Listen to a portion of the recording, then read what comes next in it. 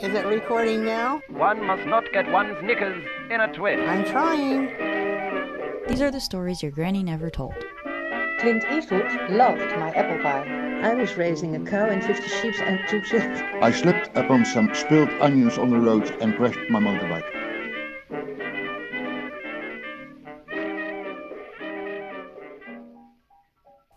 Hello, everybody. It's Nikki, your host for Stories Your Granny Never Told. It's a monthly podcast where I interview older folk about their unexpected life stories. Man, I know not all the listeners are in America, but over here it has been a long month. So I'm very glad that we're here now, even though we're just halfway through November. But this episode is gonna kind of help calm the nerves and feel better. And yeah, I'm excited for you guys to hear about it. This is actually a really special episode because Lynn has a YouTube channel. We're doing a bit of a collab, and we're going to post the full recording of the episode on her YouTube channel, on my YouTube channel. Yes, I have a YouTube channel. And that's going to be the unedited version, which is a little bit longer than this. So if you want to see what I look like with terrible lighting and rushing into an interview and no editing, of course, you can go and see our interview on YouTube. Maybe you'll get to see my face and stick a face to the voice. That's always nice. Speaking of sticking faces to voices, for every interview I do, I post pictures of the interviewees on the website, and they're really fun to look at. So go check that out too. If you want any information at all about the podcast, go to storiesyourgrannynevertold.com. You can find there the merch. You can find all of our social media. We're at Stories Your Granny Told on everything. And you can buy me a coffee if you like this and you want to support me. You know, that's always nice. So anyways, today's guest, she is a 62-year-old YouTube cook. And when you watch her videos, you feel like you're sitting next to her in her kitchen, trying her chili.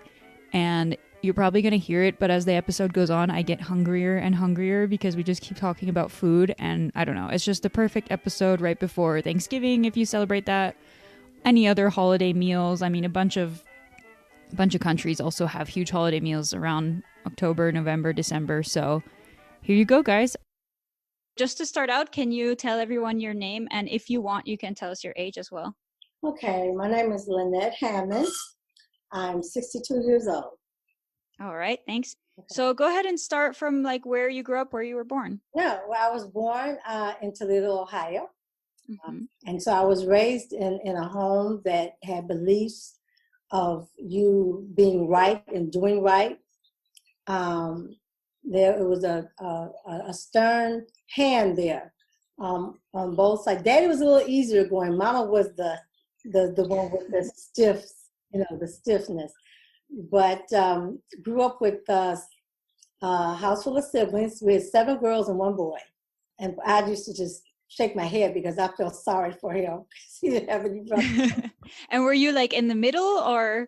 Kind of like, I'm like up where the older sisters are. So between me, I'm about 4th. It's a lot to keep track of. Right. You know, and then it's my brother and then there's 3 other younger sibling girls. Yeah. Okay. Yeah. So I found out about you because you have a cooking YouTube channel, and we'll get into all that later. But just like, is cooking a really important part of your life growing up, or was it? Yeah, it was. It really, I mean, even from the time when I was old enough to understand family, that was the core, family coming together with family and, coming together with dinner and mom cooking all the time. All my life, that's she always cooked. Yeah. And that was just the core of my heart right there. Mm-hmm. Because I saw how cooking brought family and friends together, and the laughter and the conversations, and just the warmth of it. It was always pleasant to see people coming. And my mom was a type, she was like a homebody sort of, but she just reached out to everybody. Like she was the neighborhood mama. Yeah, she was already cooking for 7, so might as well bring everyone right.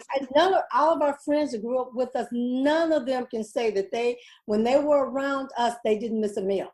Because whatever my mom had, everybody was welcome to it. And so our house was the neighborhood, I would say restaurant, but it was like a home restaurant where everybody could come and get filled up. And she always made sure there was plenty for everybody. And I grew up, seeing that. And so did she teach you how to cook? Yes, she did. So you would just like watch her while she was preparing these large meals? When I was little, when I was really young, I love my mother cooking so much. Like she had so many kids, and I used to try to figure out how does she keep the house clean and all of these things. And so I was always curious. And so, sometimes when she would begin to make, like, especially the holiday meals, it was so many of us. So she would do a lot of her cooking, like after we would go to bed and stuff like that. Oh, wow. And see, I would smell pie, and I would begin to smell, and I would get up out that bed. Yeah. I would tippy-toe downstairs, and I would do a lot of little investigating and peeking. And I would always catch her. I mean, she would be, if she wasn't chopping something, she was mixing or blending something, or putting something in the oven or taking something out the oven, or something. And when I looked at my mom, and I don't even think my mom even realized, but when I would look at my mom, I just saw like a glow about her cooking. Yeah. And then when she would hum along with it, I was like, she likes this. And and being like, then I would sneak back upstairs and get back in the bed and everything. And then next day, when it's really holiday day, I would be like, yes, because you get to finally eat all of it that she spent all night making. Oh, you talking about? And then you're waiting for the company to come, and how I still don't understand from this day how she could get 8 kids ready in time for dinner, stayed up all night long. The house is spotless. Okay? Yeah. And she's, all of the people that would come, we would have people everywhere. And they would just come in, and I would look and see the enjoyment on everybody's face, sitting around eating and talking and laughing. And then I would still watch my mom and my dad, and the joy that glow and that smile that they would have on their face of contentment. And I thought, this is good. Yeah. So yeah. Hearing about that, it sounds so cozy. I want to be there right now. I want to eat all that. If I could get all of the relatives and even the friends that we had to come and be behind me, they wouldn't vouch. They would be, oh yeah. Oh, I believe it. Yeah. Yes, Is there a specific food or meal that she made that was like your favorite? Nope, I liked everything she all of it. I think the first real dish that I really made that I fell in love, I love the spaghetti. I love mom's spaghetti. Simple. Mom's spaghetti. But then, as you get older, there's so many favorite dishes. I just call them all my favorite. Yeah. So, so you learned when you were little, and I guess you've been cooking ever since. Uh-huh. Have you noticed things changing in the way of cooking? Like there's new machines now and stuff like that? Because the way my mom had to do it, it seemed more harder, because let's face it, like, and I was born like in the 50s, okay? So by the time I realized what mommy was doing, it was like, mid 60s or whatever, early 60s or whatever. And coming from Black culture, just face it, Black people didn't have all of, the equipment that they needed. So, you would see them mixing things with their hands. They used to go, that looks tiresome. But the mixing and the love that went into that. And then, as you get older, like now through the years, and even when I really started my family and started, growing it and stuff, you had better technology that come along to make the things that you were doing easier. And then look at the spices and the herbs and things that they have now. I didn't even think of that you would have less spices. It was salt and pepper. And they could take that salt and pepper and a little bit of flour and, some onion or whatever. And they could just, I don't know, they can make those meals come alive.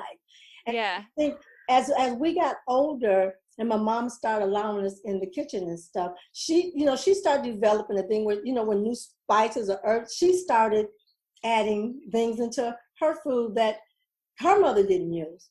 Innovation. It just made it better. It just, you grow with time, and it just made it better.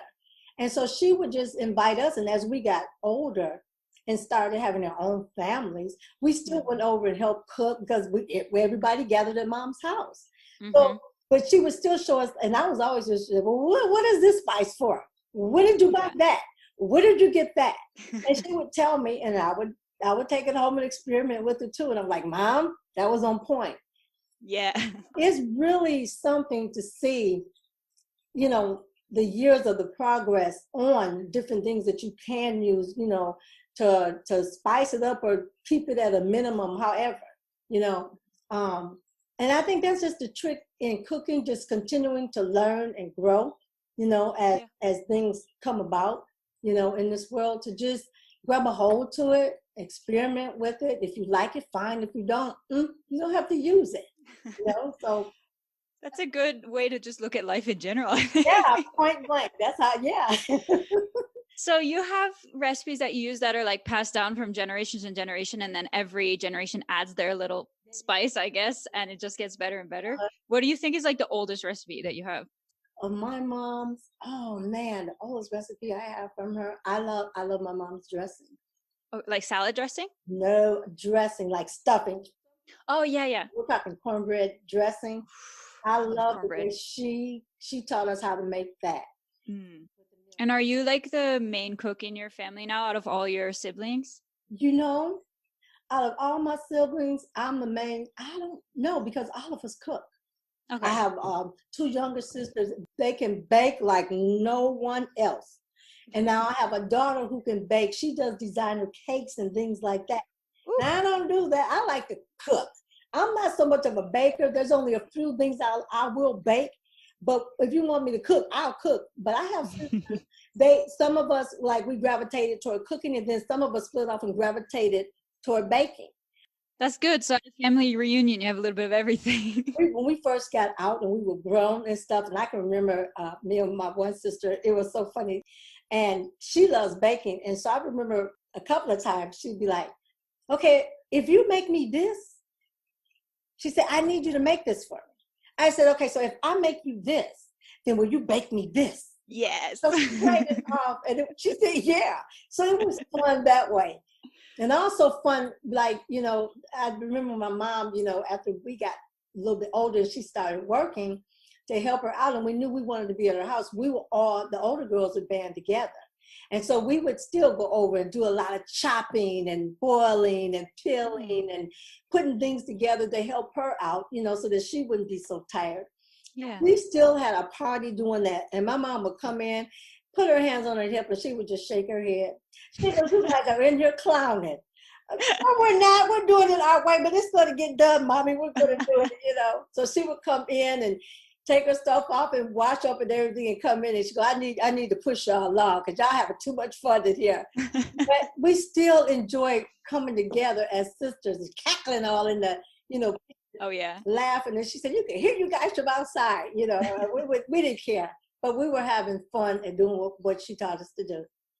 And when she like tries your take on her recipes, is she okay with it, or is she like, I like mine better? You know what? I have to say that some of the things I have cooked for my mother, she has been quite pleased with them. Good. Okay, that's what I'm talking about. Nice. Yeah, you listen. So that's like, okay, I did it, Bobby. Yeah, you did a good job. Yeah. Yeah, and I saw in your videos, you don't like measuring too strictly, so I can imagine that's why baking is not that fun. You know what? This is the thing. My mother never taught us. Now, my mother cooked and baked. And even in baking, my mother did not measure. It was just with the eyes. Because she watched her mother. She cooked like her mother. So my mother didn't teach us how to use, measuring spoons and things. We got in there and we just learned from what she did. Pinch of this, pinch of that. A little bit of this. Whatever tastes good. Yeah. And so, but even now there are some things where I go, okay, for the people, for some of you who do like a little measuring, I'm putting a little measurement in there for y'all. Just to make you happy. Yeah, make you happy. I want everybody to be happy on this thing. But I explained when I first started off, I go by touch, taste, and just a sense of how to cook that. That's how my mother did.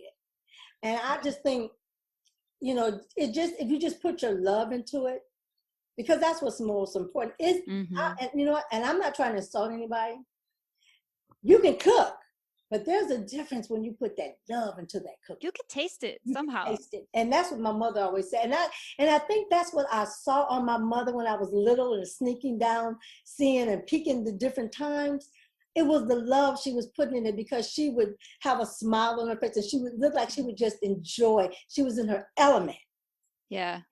All the kids are leaving her alone and she finally gets some time to cook up a storm. And so it was just nice. And I think that's what I saw. I saw the love of her cooking. And so just seeing that, and everybody could just feel it. Yeah. And so that's, you know, that's why I could, but I don't. It's okay. That's how you do it. But I'm trying to be honest with my viewers and my, you know, subscribers, that I'm just one of those old fashioned ones. But I think that's the charm in it. And we can get into this. So like, you have a YouTube channel. It's called Lynn's Kitchen, right? Hashtag Lynn's Kitchen. I saw that. I was actually just watching an episode right before this, and I was like drooling. I was like, oh, I really need to make chili now. So what made you decide to start this now? Well, you know, actually, we didn't have cable. We moved from Ohio To Louisiana? right to Louisiana. And so about a year and a half in, you know, all of a sudden my husband decides he wants to buy a home. But we decided, you know, cut down on costs so we wouldn't get cable, you know. Okay. So the YouTube was there. I had never, you know, and I was bored one day and I started flicking through. And my first YouTube that I can tell you about, I watched this lady named Beloved. And she's called Beloved, and she's a mukbanger. And that's a eat. And I watched this lady eat, and I was like, oh my goodness, what is this? And so I got interested in, and so I said, well, let me just watch this for a while. That's so funny. You got like super deep into YouTube weird trends. And She was so honest about how you start a YouTube. She said, I'm going to tell you how I started out, and I don't want you to make the mistakes I make, or I don't want you to be afraid of testing out your skills or, you know, or your gifts. And then all of a sudden I went to her, from her, and I went to I said, oh, there's other things on here. And it was cleaning, and there were vloggers. I had to understand what a vlogger was. Yeah. And I was like, oh my goodness. And then all of a sudden, I started going into the cooking channels. Yay. And I was like, wow, look at these ladies on here on these cooking channels. And so I just tuned into that, and I've been tuned in, you know, for about 3 years now. And so when my son decided, you know, he comes over a lot. And so one day he came over like about middle of last year, and he was laughing at me. He says, Mom, every time I come here, you're watching YouTube. The roles are reversed. I was like, wait a minute. Now, this is my house. But then it was funny. I said, no, you just catch me watching. I don't do it all day long. Only when you're here. I said, when I sit down and I'm done everything, this is my relaxation time. So this is what I do. And so he was laughing at it. I said, and I don't know what came over him. I said, let me tell you about YouTubers. And I began to tell him. And then I said, you can do it.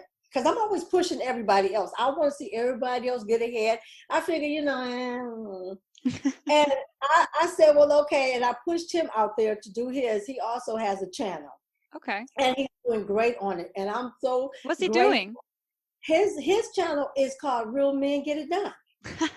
That's great. Real Men Get It Done. You know, I said, you can do it. Why don't you try it? I said, and you can call it Real Men Get It Done. And he took me up on it, and he's doing great now. Awesome. And so I was sitting up in October, and I got hungry, you know, and I was telling people about this. And I said something to my husband. He said, don't say anything else to me, because you could be on there doing that. You could. I said, but they already got enough cooking channels. Everybody's cooking. What can I add to the game? Because I said, some of these ladies on here, they make me want to feel like, oh, maybe I need to go back and repeat some stuff, or, you know, like, I said, they are cooking themselves to death. And he said, well, don't say anything else to me. He said, because you can do that too. So I'm like, So I had this craving. I hadn't had Salisbury steak in a long time. And I could taste this Salisbury steak, and I thought, Oh, I'm gonna do some. Oh, I said, you know what? I'm gonna do some Salisbury steak and do it in my onion gravy. I said, oh, and I'm going to get me some cabbage and put that with it. And I'm going to cook me some cornbread and eat that with it. And I said, oh, I'm going to do some homemade mashed potatoes. I just went off. It sounded just like my mom. I can remember making it. And I made him go to the store and I bought all those ingredients. I bought all the ingredients to go into them. So Salisbury steak is like a hamburger steak? Yes.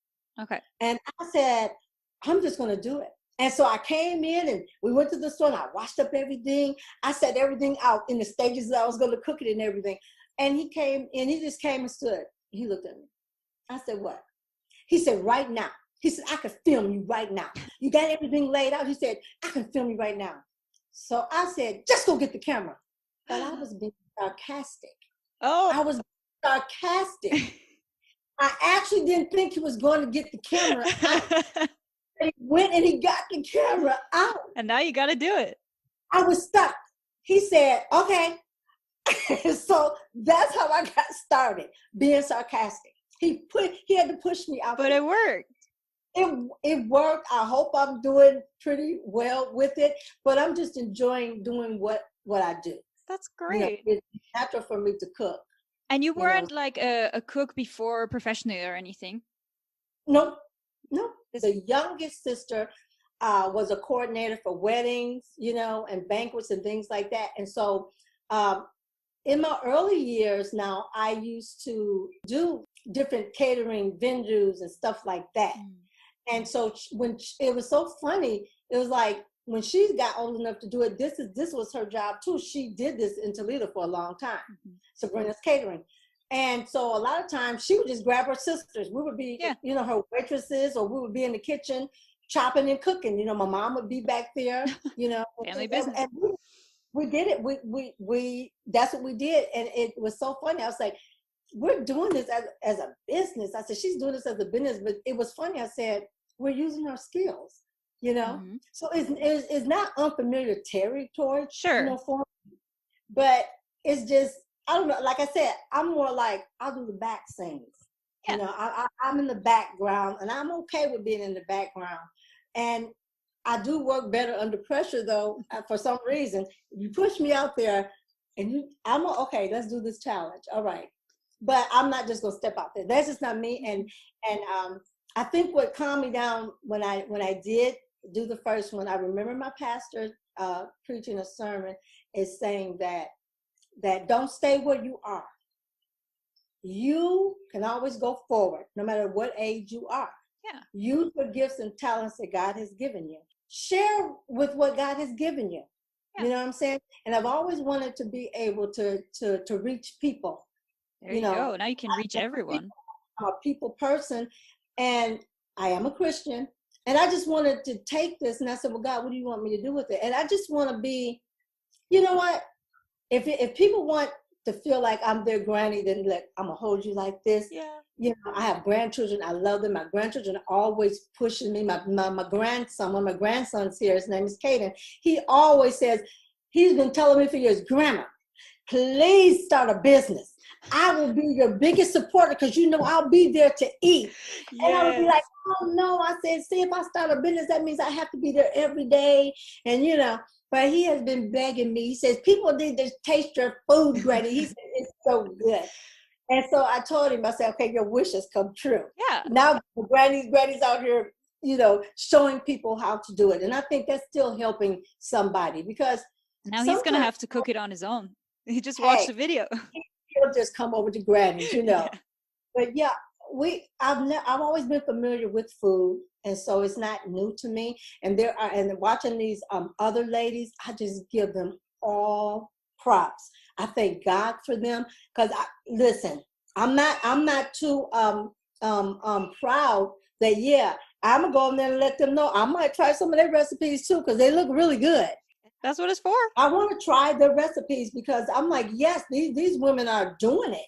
And that's what I thought when he was telling me to do this. I was like, what can I what can I offer? Because there's women on here already doing that. Yeah, but You know? you're your own personality, your own way of doing the recipes, and you can see it. And I was going to ask this next. Like, you can see it in the comment section. Everyone is saying, I just feel like I'm in my grandma's kitchen. Like, it looks so good. I can smell it from my house, and everyone's loving it. So you got to be doing something right. When I read those, then I'm going to tear up. Oh, It just touched my heart. it's that so people sweet. thought that. I just want to stay humble in what I'm doing. And if that's touching somebody or causing somebody to have a better day or better outlook on who they are, then I'll keep doing it. And I'm asking God to keep me humble. All my life, I've always wanted to be a help to somebody or just be an inspiration to somebody. And this is yet the time that God has allowed me to do it. He's opened that door. Yeah. And I've always prayed, God, whatever talent I have, you show me how to use it in the way you would have me to use it. And I thought when I got all of that, those messages, comments, God said, here you go. And I said, okay. Oh, it's so sweet. If I could just hug everybody and love on everybody, I would. But you're in my heart wherever you are. And I was so, blown away from the many subscribers and viewers that are out there. Yeah. And God, thank you for these viewers and subscribers, and just let my family grow. And it's so great because, like, with this reach, even if you had your own business, you wouldn't have like 3,000 people sitting in your restaurant, and you can reach so many people. And I never look at myself as being anything great or fabulous, and I will never do that because my mom and dad always taught us, just be who you are. Mm-hmm. You can't be anybody else but you. So you don't have to imitate anybody else or want to try to be like anybody else, because you can only be you. He made you to be you. And that's what makes it special. People could see your personality shining through. And if everyone was, editing over the top and being exactly the same, then it all kind of runs together. So, yeah. But I really appreciate, I just want them to know from my heart, I can't get to, I'm like, how am I supposed to get to all these subscribers? But I just want them all to know how they have touched my heart. And it even makes me more humbling to what I'm doing. Yeah. And everybody has advice, and I know I can't get it all, but I'm going to try to do what I need to do. I mean, already from the 5 videos you have there, it gets better and better every time. I saw there's a new one yesterday, and there's like a little theme song now. I love it. Yeah. I just feel so blessed.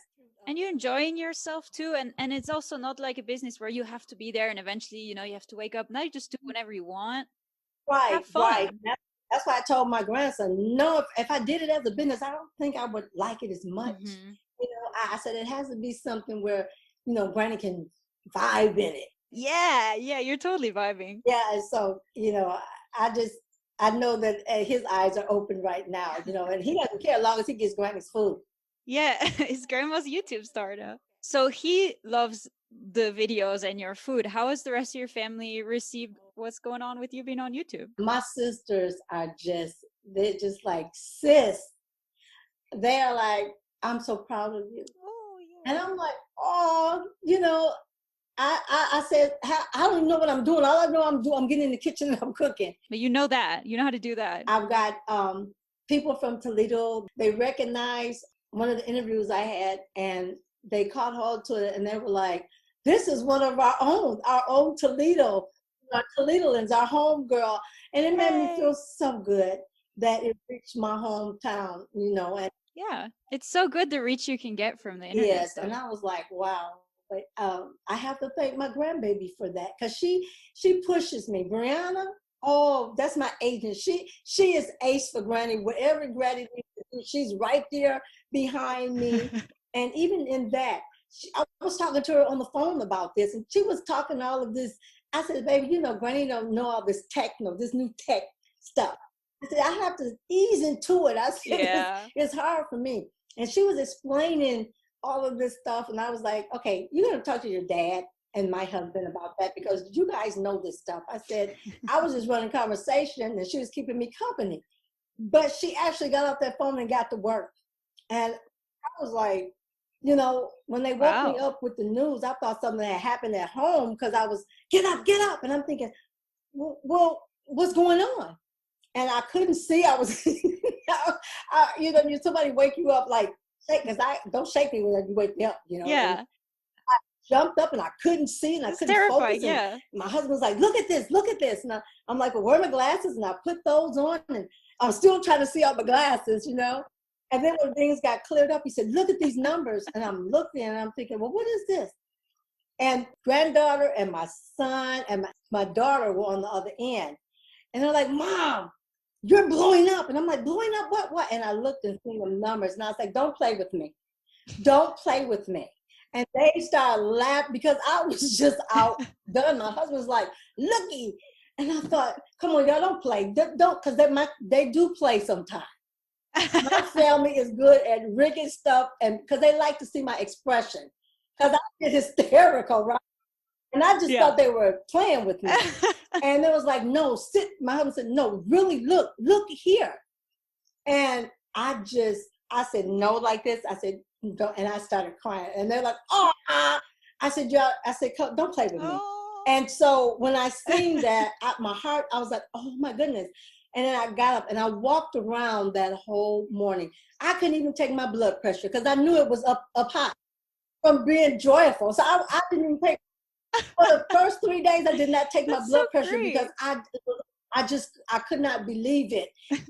Do you know what caused that like spike in numbers? It's just when you went live, everyone was looking at it? When I looked at my last video, the night before I went to sleep, when I looked at the video, and I don't know if that was a Salisbury steak one. All I know is I had 64 subscribers. Mm-hmm. And I had 177 views on something.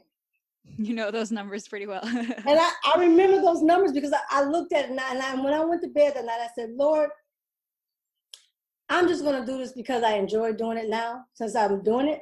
Exactly. I said, but whatever happens, I give it all to you. That's it. I give it all to you, and I'm going to bed. I cut that TV off. My husband was already in bed, sleep. I had taken my shower early, and I got in bed. I said, thank you, Lord. And when I got up, they woke me up like that the next morning. The next day, wow. The next day, I don't know, I could have made a new hole in my wall. Because I wanted to run through. I wanted to run through the wall to say, that is not me. Come on, y'all joking, you know. Just to prove that, like, just, you know, you doing you in your kitchen, it just makes people feel at home, I think. I appreciate that. I only wish that I could eat the food at the end because it just looks so good. And my mother always taught us that. She says, just don't throw nothing together. She says, if you're going to represent the food that you cook, represent it all the way. She says, do not lay anything out that's not going to look tasty. She said, now how they eat it afterwards and what they go, that's different. But when you lay it out, you make it inviting. If it's going to taste good, it's got to look good. That's what she always told us. That's part of it, yeah. Don't do anything halfway. If you're going to do it all the way. And that was her and my dad's motto. Don't do it, you know, put your heart into what you do. Because that represents you. You can tell. That's your integrity. And that's how we were raised, you know. And so your husband takes care of all of the sort of editing and video stuff? Yes, girl, because you know if it was me, they would be like, no, we can't do this. But yeah, he's my backbone. Yes. He's doing a great job. Oh, thank you. I'm so proud of him. So what do you have in stock? Can you talk about, like, what are your plans? No, you know what? I'm just gonna go with the flow. Day by day. Day by day, whatever is you know, the dishes that I'm doing right now. You know, I realize that the holidays are coming up, so I'm just doing certain dishes. You know, and I want people to understand. You know, I'm trying to get to like people that truly that maybe it's like I don't feel like cooking all of this stuff on a holiday. I'm trying to show them you can prepare your holidays way ahead of time. Mm-hmm. You can freeze most of your things. Like if you're doing grains, if you're doing dressing, you know, even if you're doing certain meats, you can wash and put in your meats, and you can put your seasonings and things on your meat. Get you those freezer bags, you know, and put your meat in that. And if you have to double do it, zip them. And the thing that's so good about that, the secret to cooking like that or preparing is that your greens, you get them washed and cut and clean. You can put them in freezer bags. Even your cabbage, you can put that in freezer bags, or you can choose to cook your greens and cool them down, put them in freezer bags, and guess what? The seasonings will run through that, and boy, all you have to do is unthaw them, and boy, when you cook them, the seasonings be in there. It's almost even better. Oh yes, better. And that's just an easier way if you still want to participate in making your family feel good for the holidays. Because I know that people nowadays, both parents have to get out and work. It's a working situation now where times are not like it was when my mother could stay at home and prepare meals because things were cheaper. Now things cost more, so you have to get out there in order to live a lifestyle that you need to live, or just to be able to keep a roof over your head. And food, it takes two people now. And I understand that. Yeah. But even in that, sometimes you're too tired to work. You're not interested in trying to do holiday meals. You just rather go out to eat. But look, you can still do them, because I used to work too, and I know I worked full time. And I had to find an easier way of doing my holiday cooking, or if I had a lot on my plate, setting food aside and doing, like I said, preparing it early. Getting it ready. So then when I had to get it ready, all I have to do was take it out the night before. It's already seasoned and clean. All you got to do is put it in the oven. Yeah, that was actually going to be one of my questions. Like, what's your favorite meal for when you're kind of lazy and don't feel like cooking something really extravagant, but that's still comforting? You know what? I like to cook like my chili. I like Tuscan soup. And then you just like freeze it and thaw it for when you're And lazy. there's times when I'm like, okay, we're not cooking. What I got in here? Oh, I got some cabbage in here, and I got me some beans. There you go. If you could thank your previous self for doing that. And that's what you can do. You can pre-do your stuff for the holidays or whenever. So it makes it, you're not standing on your feet all night long, and all day long. Because that's what I used to do. It's a lot of work. Yes, and my mom did it, and I watched her do it, and I had so much respect for my mom, because I didn't know how she did it. And then, like, when I had my own family and I was working and everything, and as my kids got older and they loved the tradition and all of that, and I love inviting family over and everything, I would get off from work after working, and I'm washing the turkey and seasoning the turkey, and then I'm cutting up all the stuff for the dressing. And then I got to make cornbread, got to do the sweet potatoes and the macaroni, and then the next day when it's time, by the time everybody would get there, you're too tired. I was too tired to eat. Matter of fact, sometimes they would catch me in a corner and I'm sleeping. Yeah, that's no good. And I'm sleeping, and I'm like, it's got to be a better way. And so that's what I started thinking. Wait a minute, you can freeze greens. Okay. There you go. I clean my meat ahead of time and season it and bag that. And that's been my motto ever since. So is that like your number one cooking tip, or what are a few other little ones you have? I'm doing through the holiday, but I am going to, as the holiday season's up, I'm going to go into quicker meals that you could do, like after work, because we do salmon, and you can roast asparagus, or you can even do like I said, the slow cooking processes. If you don't want to do it, put everything in your slow cooker. Yeah, close it, walk away. And walk away, Yeah. Looking forward to those videos. There's different ways of cooking and still enjoying it. And I know some of my viewers were saying, I'm not much of a cook, but the way you explain this, I think I can do this. That makes me feel so good. And we're trying to, as much as possible, I'm trying to show the ingredients that I use. I'm trying to show that like down, on the side. It's very clear. But I want to make this very plain. I'm showing you what I grew up on and how I have taken and up some of my recipes that my mom showed me. But I want people to understand that like, because I got people like from New Zealand and Australia and places like that.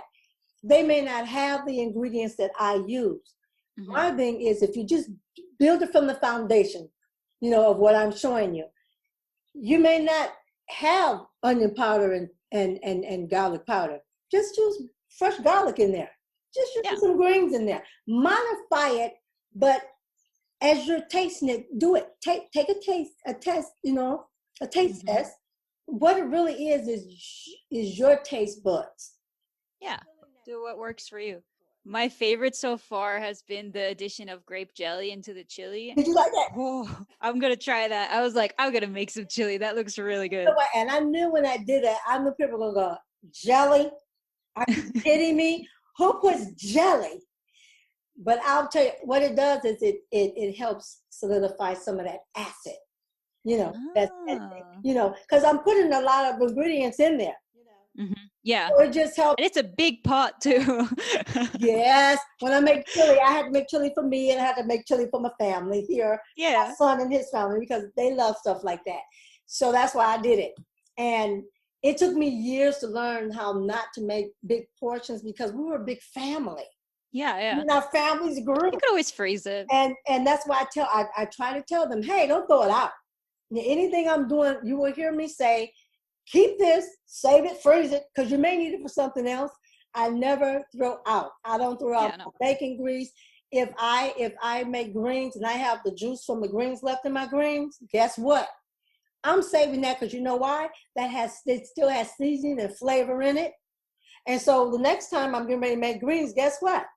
I can use my green juice left off from what I cooked before. So, refurbish your stuff. Don't just throw it out, I'm trying to save your money too.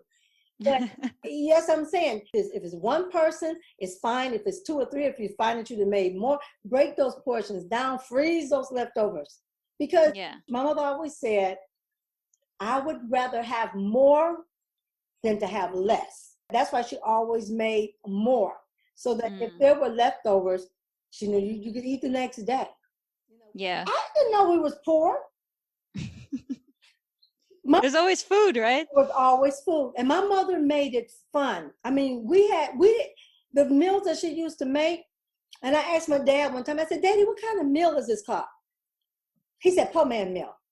And I thought, poor man's meal, but I thought he was making fun. So I started laughing. You're a kid, you're ignorant, you don't know. Parents tell you. But my mom made those meals fun. I can remember times when she would make cornmeal pancakes. Oh, I'd eat that. That sounds great. Cornmeal pancakes. And she would make up the fish salmon patties to go with them. Ooh. Girl, that meal? I'd just be sitting up there kicking my little feet and I get so excited. Those were poor man meals. We didn't know. But it doesn't matter. It probably tastes amazing. But like I'm saying, as a kid, I didn't know. I thought we was rich. We always ate.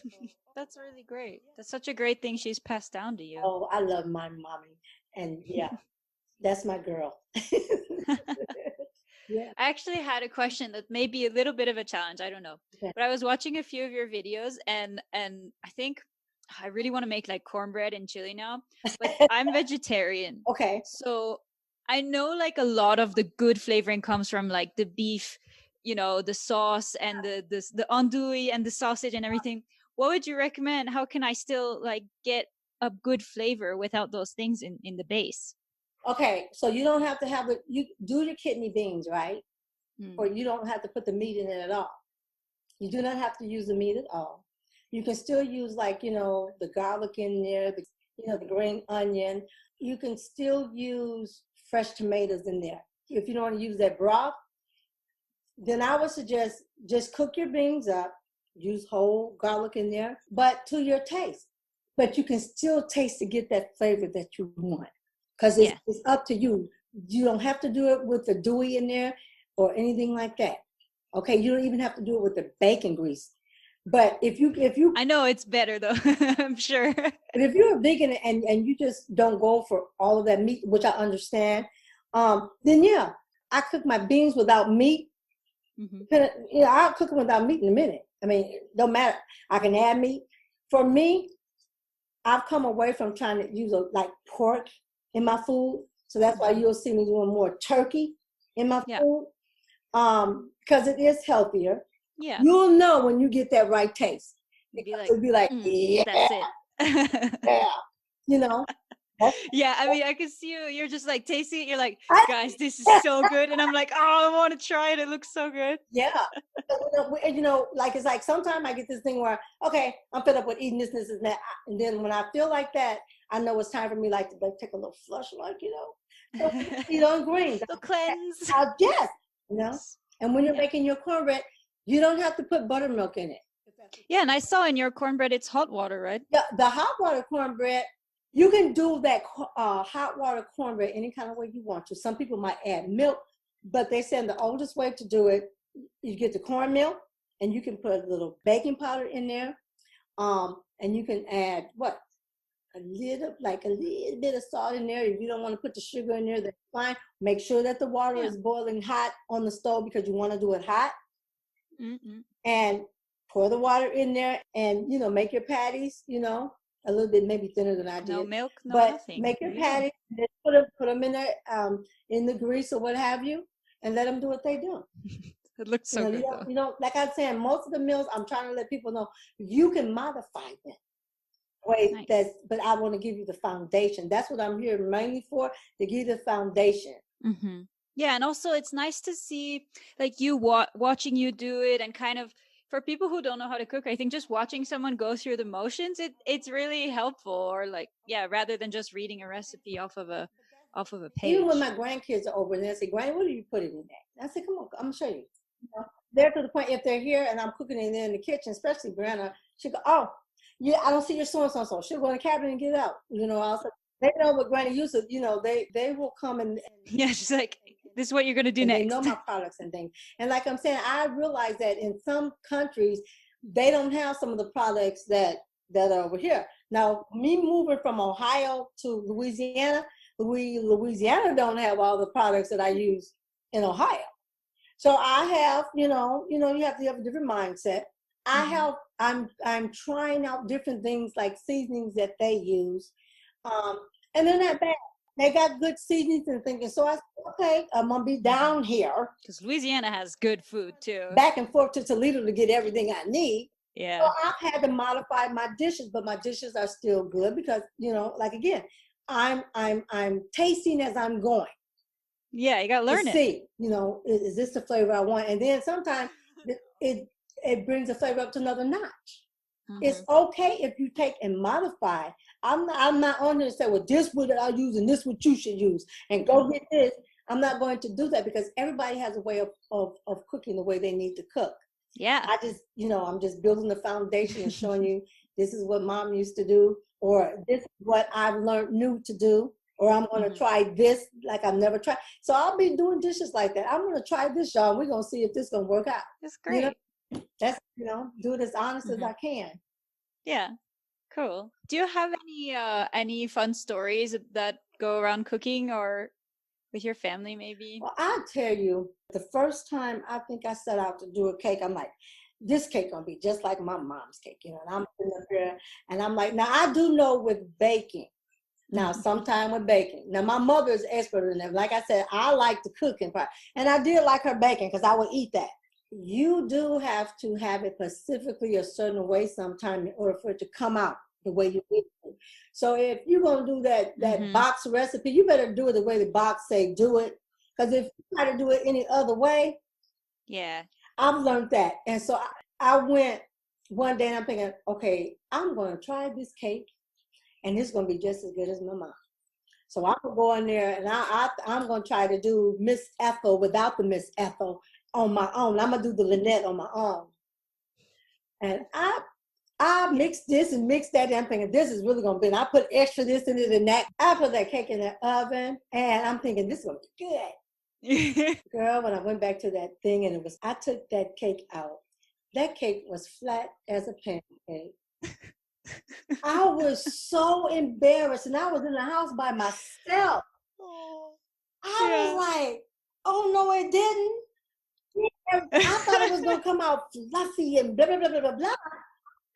Yeah, you had such high expectations. It was done, and I took that thing out the pan. It was so flat. It had no bounce. It was just there. I was so, and nobody was home, but I was just me and God. I said, Lord, I'm so embarrassed. I don't even want you to see this. Don't look. And I looked at this thing and I thought, I did this. And I used what made mine different than my mom's? What's going on? And I said, and I was gonna call my mom, but I said, nope. Don't I tell will her. not let her know that that's the type of cake that turned out for me. I was so embarrassed and Yeah. humiliated. It I happens turned to around and I got the everyone. box, right? And I read all the ingredients. And I learned from then. I was like, okay, there are some things in life you have to follow instructions on. Yeah. You Yeah. have to follow the complete instruction or it will fail. That Mhm. taught me a lesson. I was like, maybe you don't do cakes because you can't do cakes.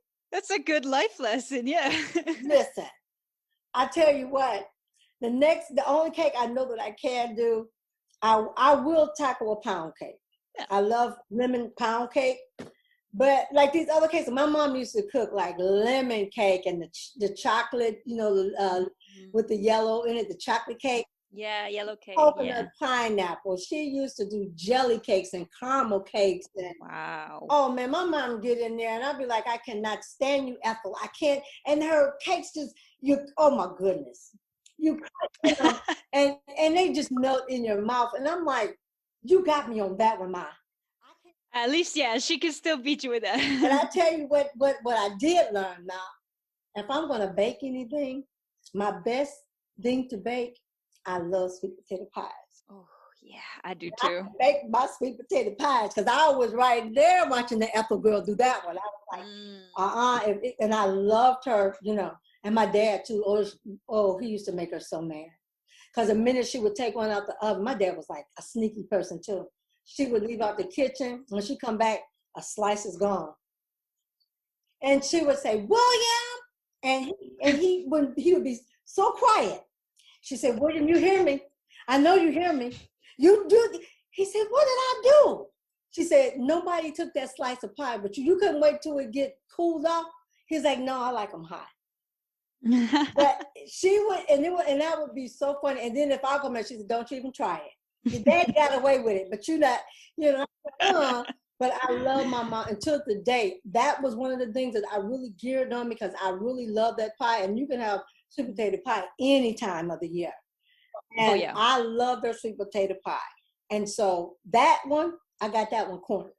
I want to see that video. I'm gonna make and I'm going to do it for the holiday. I'm going to do a sweet potato pie and put that out there and stuff, But I enjoy doing that. Now I can make a pound cake and but I'll make my sweet potato pie. Anybody gonna stop me from that? But the rest of it, the cooking, and I do want to learn. And I will be honest with people. As far as like making up doughs and breads, I'm gonna be in my test kitchen doing stuff like that because I really want to learn how to make dough for like my own pies, and I want to learn how to make biscuits, homemade biscuits and things. And I will tell you, like I said, I'm getting so hungry. I'm not an all-around cook like that, but I cook what I know. But I truly, I said, yeah. Not only are you like showing off your skills, but you're improving. When I get this thing right and show y'all right, I'm gonna step out and I'm gonna start showing how to do the dough and I know there's some people that's gonna be with me. They don't know how, and so they won't do it. But you know what? I decided every day, and my pastor preaches this a lot, and it's not just him. I've heard it through the years as I've grown up. Every day that you have, you ought to be able to be productive in something. Whether it's productive in helping the need of somebody else that's in need, or productive in encouraging somebody, or productive in improving who you are. If you are blessed to wake up each day, then you should take that day and do something special with that day that's going to represent who you are. And I cannot tell you that I have always felt that way. There's always days where it's hard. You don't have a perfect day every day. Everybody go through something every day. If you walk around here and you don't go through something none of the time, I'm scared of you. What's going on? I'm scared of you. Yeah. Because we all go through something, whether it's big or small, something crashes in on our day sometime. And I used to take those crashes and I used to keep low. I used to let those things keep me at a state where I didn't think I was good enough because of things that happen through your life or people that introduce certain things. I used to feel that I was not good enough. No matter what I did, I could do good things for other people, but I always felt like I wasn't good enough. You know, no matter what I did, I had that because I was made to feel that way. And what made you switch? As I grew, I started looking at things around me, but I think my attitude started changing. And it took time. I had a stroke in 1999. Man. It was severe. I was from the bed to the wheelchair. And I stayed in the wheelchair almost a whole year. Wow, that's a huge impact. A huge impact. And through that, I couldn't do anything. To the point where my son is in high school. He had to bathe his mom. Yeah, because you can't move. Yeah. I had to learn how to walk. Yeah, your whole brain needs to get rewired. So they couldn't do surgery or anything. Wow. A lot was taken from me, like even my memory. There is times too where you will see in my video, like I've stopped and I'm trying to think. My brain is trying to reconnect. They told me on the side where I had my stroke, it did a lot of damage. So from what I understand is that the damage that it did, I will be able to function, but my brain will have to, just like a electrical, like when they're doing, they put an electrical back, they have to reroute it in another way. To go around, a little detour. There are times when I will pause. I know what I'm thinking, but by the time I'm ready to say it, it may come out backwards. Wow. That's that disconnection that I'm getting. And I do have some impairments every now and then. I have to listen to my body. Even though it happened in 1999, you're never quite the same after you've had a really, I had to go through a lot of therapy, a lot of medications. Oh God, medications. Yeah, I can imagine. And so I couldn't for years. It took me years through therapy and people rallying around me and encouraging me. Because I was going to give up. I was like, if I've got to be in a wheelchair, I don't want to live. Because I was always a hard worker. I was always helping everybody else.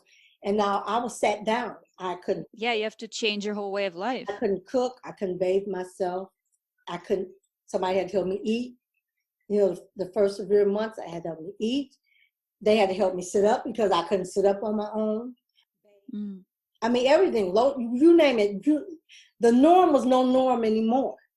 And I didn't know if I was, I didn't want to be here. And but I did ask God, I just had to put it in his hands. I said, you're my God, so I've got to trust you. And I can tell you during those times, even in trying to trust God, I was angry. I was angry. Yeah. I couldn't do, and everybody was doing for me, and they wasn't doing it like I wanted them done. Yeah. Because I had never sat down like that before. I was always helping everybody else. Not everybody else had to pitch in and help me. Makes you take a step back. I have to admit, I got angry with God. I said, why did you do this to me? Why me? I'm serving you. How come it couldn't be nobody else, And I was angry with him. But you know what? Our God is so good. He understands. He already knew. After I had my stroke, and even when I was a little girl, I always wanted to make everybody around me happy. I always wanted everybody to, be all right and stuff like that. You get knocked down sometimes. Sometimes people don't want to be, but I always try to keep a smile on my face. And people really don't know that a lot of times that I smile, I was so sad on the inside. I cried a lot on the inside, or if I was by myself, I cried. And this is even from, a little girl.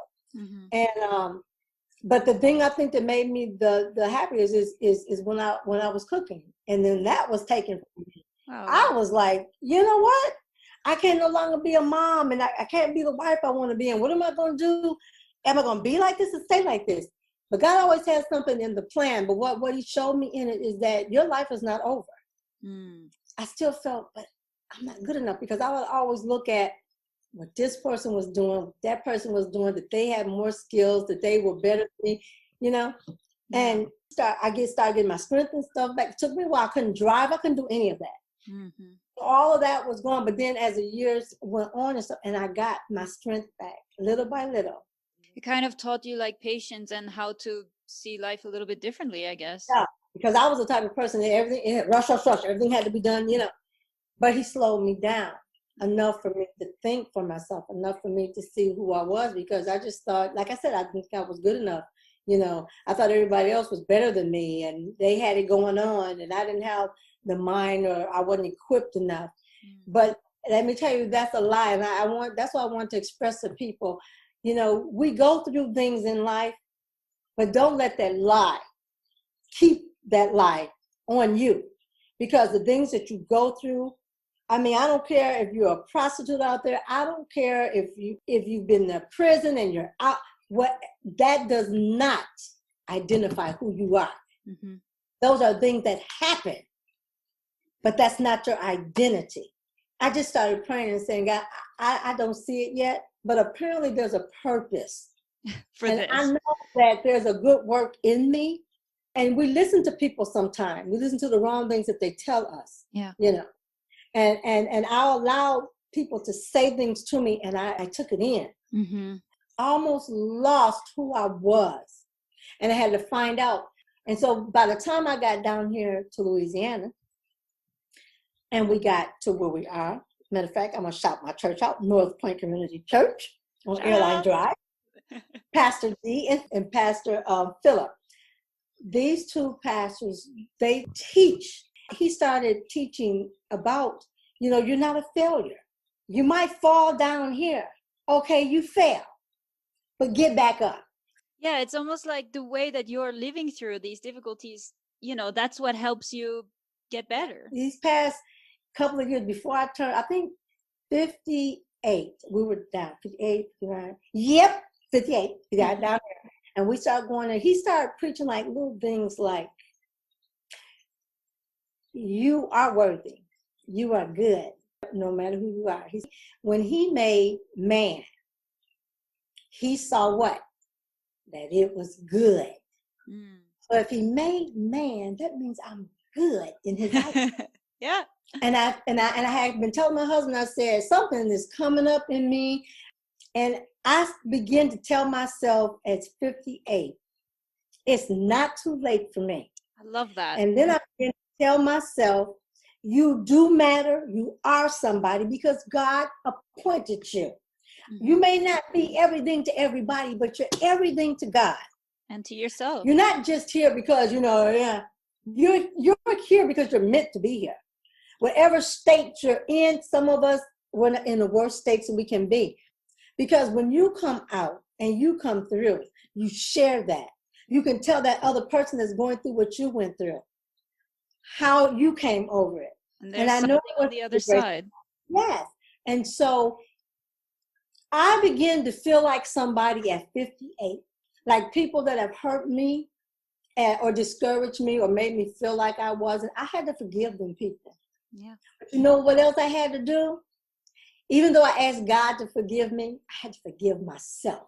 So because I understand that I played a role in some of that by allowing people to make me feel that way. Yeah. That's the trick of the devil. And I will no longer allow people to make me feel like I'm not worthy. Yeah. I am.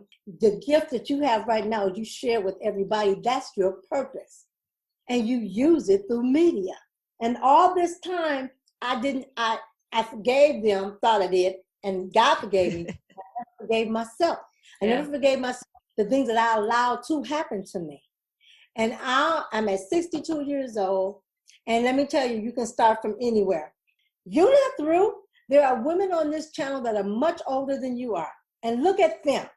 Why would you not think that you cannot have something to share with somebody? Yeah. There's always something to share. That's such an important message. Like my mom said, be the best at what you're going to do. Give it your all.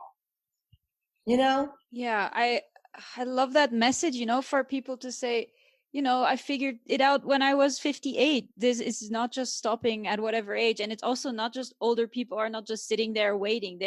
You can still No, have a full life and help everyone and enjoy everything as long as you can. you can't. I'm just grateful, that it's not too late.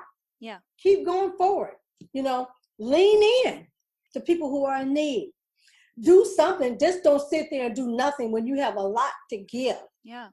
That's hoarding. And I don't want to be a hoarder. So I want to clean the slate. So yeah, give what you know.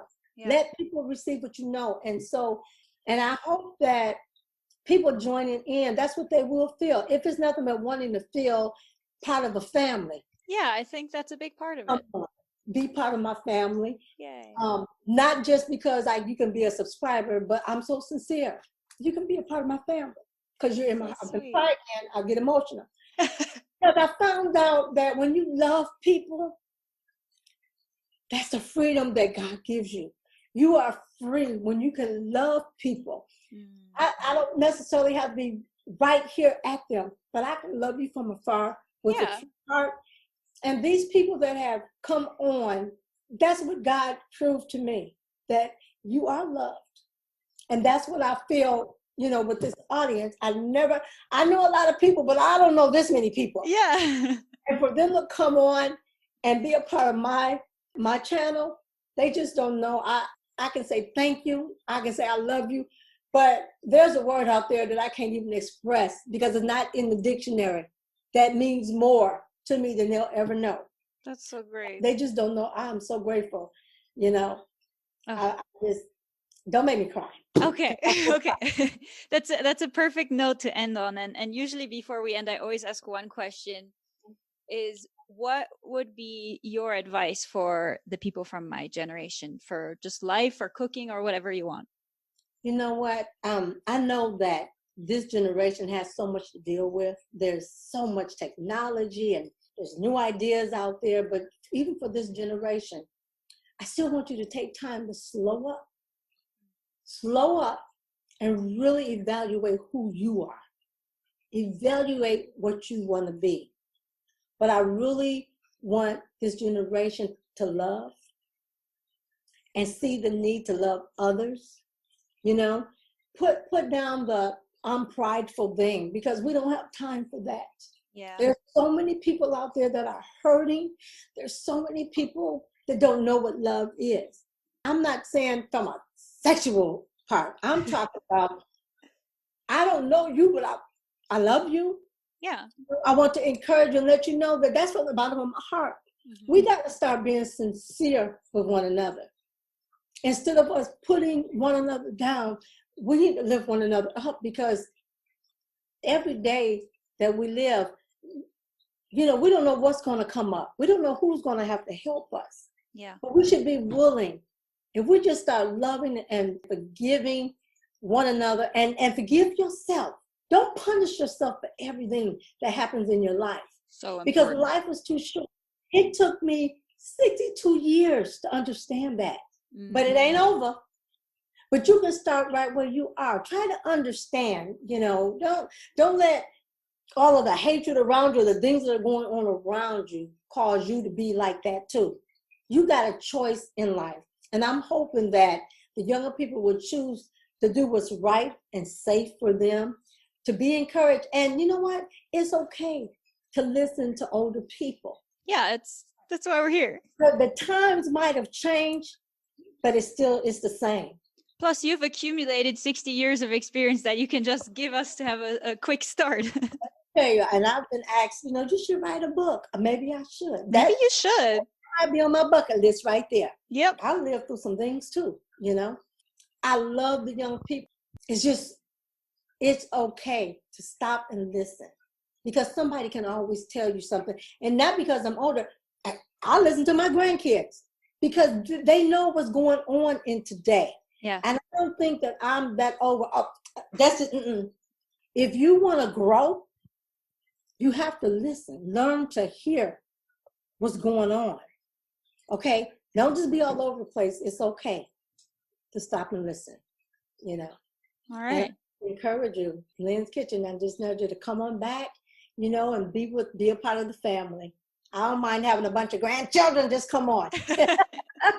That's great. Thank you so much, Lynn. This has been awesome, and I think your listeners are going to be really happy to have another aspect of you and I hope get so. to know you better. I'm sure you'll have a even bigger family after this comes out. Yeah, I'm gonna have a bigger family. I'm like, oh, I was thinking it's so wonderful, but it's good to know that you're loved, you know, Right. and I appreciate it. So that was Lynette Hammond, everyone. I mean, obviously you have to go to her YouTube channel, Lynn's Kitchen, like, subscribe, become part of her family, because look at how much it means to her. It's great. And on an unfortunate note, Lynette's mom, who we talked about all across the episode, Ethel Bennett, unfortunately passed away the day after we recorded. So this episode is dedicated to her, and we're very thankful for her inspiring her daughter to be such a great cook, and through her, all of us on the internet. Otherwise, I hope that you all enjoyed this, and if you want to hear more, hit us up on social media, Stories Your Granny Never Told. Check out storiesyourgrannynevertold.com. And have a great month. I will see you in December. Speaking of spaces to what? Spaces to what?